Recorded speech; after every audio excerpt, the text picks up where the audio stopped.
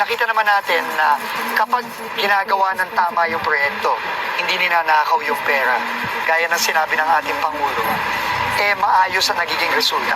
Sigurado ka, Sekretary, maayos ang magiging resulta? Gumastos ang DPWH ng 1.2 billion para i-rehab ang EDSA daw. Pero ang ginawa nilang tapal-tapal ng espalto. Ito yung video makikita naman. Nag-umpisa sila December 2025. Wala pa isang taon. Ito na. Lumutang ang 1.2 billion tapal-tapal ng aspalto.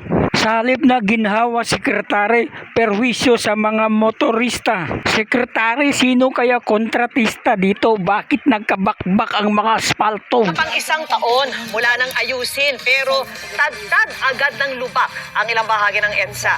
Ang mga bagong aspalto kasi nabakbak dahil sa ulan.